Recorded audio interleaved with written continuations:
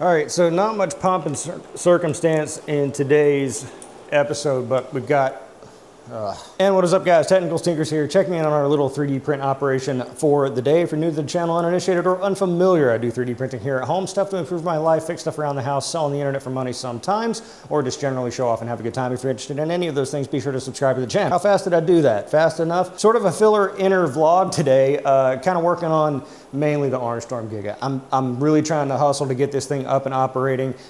We've made tons of progress on it. Super special thanks to LTX Designs and 3D by D we've been in a Discord chat and they've been helping me immensely. Thank you so much, guys, for kind of helping shepherd me through this. I would say special thanks to ChatGPT, but ChatGPT, it's not trustworthy. You know, a lot of the data it's given me, I'm noticing errors now that my knowledge base is improving with 3D printer setups, and it's been a bit of it's been a hit or miss. I mean, it's good for some highly specific things, or it's only good for very general things. And you know, I'm not discounting that it helped thus far, but what else? What do I got going on? Bamboo P1P, doing another short model. This is a character from One Punch Man, the anime. I'm not an anime guy, and I've been anti-anime my whole life because I don't like the people that watch anime, but I watched an episode, I'm like, that's not too bad. So I'm printing a character from that, gonna throw it up as a short, popular, and the new season comes out next month. So maybe capitalizing on some trends there. Check out my gate project, see how it came out. All right, go ahead. And so if anyone was curious from the last vlog how the railings came out with the ABS plugs, got all of them in, very sturdy. You know, a little adjustment here and there to clean things up, but overall, gate's looking pretty good.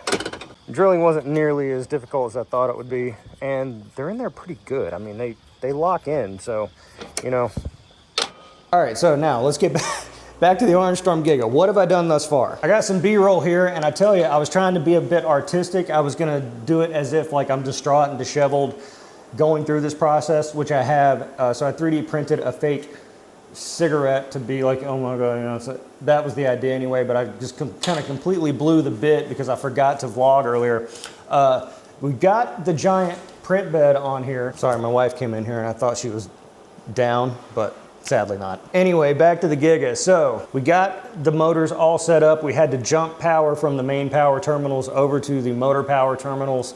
I'm a little concerned that the power supply is maybe not rated for that, or if I'm gonna have to steal power from one of the other power supplies to feed into the motor, because I have not attempted to print yet. But basically everything's going through and just setting up my printer configuration, using some, you know, off the shelf. I'm mainly using 3D by D's because he's done the same modification, a little bit different. My main issue right now is the beacon, and that kind of spawned into another side quest, which this is basically one gigantic side quest. Like I was saying, I plan to do like a more comprehensive video about this, and my delusion of grandeur initially was, I'll make a video of a tutorial, how to do the Bluestorm Tera conversion.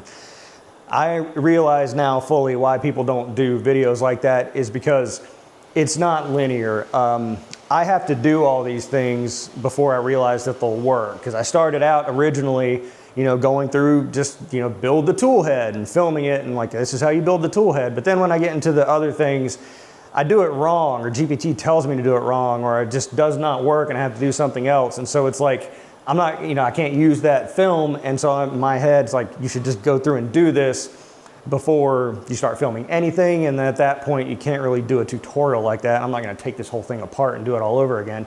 Anyway, the beacon, that's the big problem right now. Beacon probes the bed. I got my nice big build sheet on here. I used my old ones previously because I knew that I'd probably have a crash out and have the nozzle slam into the bed. I'm like, you know what, I'm going to use my old plates just in case that happens, because I don't want to screw up my brand new nice $370 build plate. And wouldn't you know it, I got a nice fresh one right there. Look at that one. Huh? That's impressive, huh? So I got everything homed in. I got a safe distance set, so when it homes and moves, it doesn't crash into the bed. The main issue now is the beacon, the meshing, the leveling. So take a look at this. Tell me that's not one of the most cursed bed levels you've ever seen. Look at that variance, 1.8 millimeters. I really got to get a Windows like laptop. I don't know, you saw that Lenovo back there. That's, I don't know, like 3 years old. It doesn't work. It's too slow. doing terminal over here on the Pi when I can, but also just doing terminal on the iPad via, where am I doing the terminal? Yeah, I'm doing terminal stuff just on the Pi, and I'm doing all the mainsail stuff here on the iPad. That way I can copy code and move it over. But anyway, so you saw that bed mesh and it sucks. But the thing is that it's showing a big variance between the front of the machine here and the back of the machine back there. And you might say, well, just do a Z tilt adjustment, which I've done many of them. But the Giga has 2 Z motors, each left and right, are connected together by a belt, so they're mated together. If you recall, loyal vlog viewer, you remember when I had problems with the Giga and I thought it was the motor, and I was like, I'll take the motor off this back Z right here and connect it to the X to see if it's a motor problem. At the time, thinking that was just a great idea. I'm so smart. But as it turns out, removing that motor caused me to, when I put it back on or something, skip a tooth or cause some kind of leveling issue between the front and the back of the machine. And those are supposed to stay absolutely level regardless, because there is no function to level them with the Z tilt adjuster or anything. They're on the same motor. They're gonna go up, the screws are gonna turn at the exact same rate. God, this is a death trap. I gotta get back here. I gotta show them. This is death, be careful. All right, Mike, we're back here in the catacombs. All right, so got my little stupid calipers here. I'm gonna show you, and I know this is not completely scientific, but the gantry is raised heavily up. This is the bracket the gantry sits on this sliding rail and connects to the screw here. So we're gonna measure between this and the top of the frame, because the beacon level's relative to the machine, not to like Earth. Welcome to Earth. Right, and so you can see here, I've got a shiny 91.7 roughly, 91.79 on the back on the correct side. And I know if you're gonna try to, don't try to nitpick me. I nitpick myself way too hard for anyone to nitpick me. I know my calipers are screwed up here, but I'm using the same caliper, so it should be okay. I'm also doing it on the inner side. So 91.73 we were at. This one is 91.4, 91.3. So a difference, oh my God, I'm gonna get caught up in the spider webs here. So 91.7, 91.3, a difference of like 0.4 millimeters on the right side. And so that's pretty close. Let's check the left side. Back, we got a 102.23.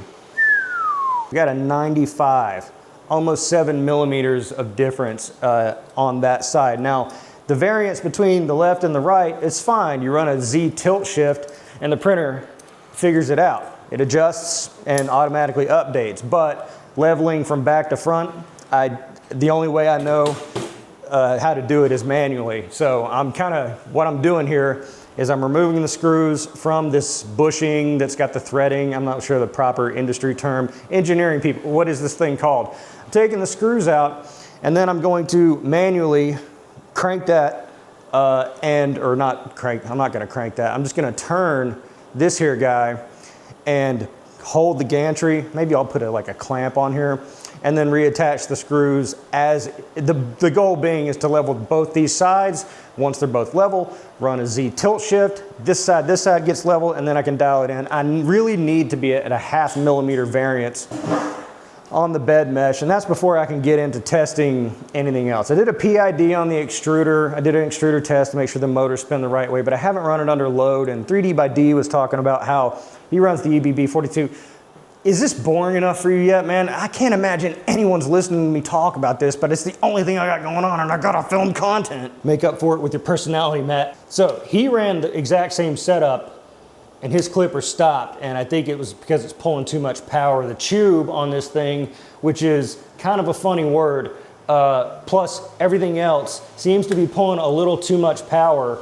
And so he's decided to mainline everything back to his Kraken. I don't know how you're gonna do that. It's a lot of cabling, but I haven't gotten to that point yet, and if I do, then I'll deal with it when I get there, or I'll steal power from another PSU somehow. But that's the name of the game of what I'm doing right now. So let me get back to it. Don't worry about anything else. I super duper appreciate everybody commenting on the Arntorm Giga videos that I've been putting out, because again, I'm a few weeks ahead of you guys when you're seeing this, and as I put them out, everyone's like, it's this, that, and the other, and I'm like, I already know it's the cable, but everyone's kind of chiming in on what they think the problems are, and it just warms the cockles of my heart for you guys to be chiming in, trying to help me through this process. I appreciate it so much. Keep the comments coming, and then offer your guess as to what this issue is, so in 3 weeks' time I can be like, no, it was this. So let me know what you think about that in the comments. Be sure to like the video because it's the nice thing to do, and subscribe for more content, hopefully better content or content like this. I'm the Technicals. See you next time.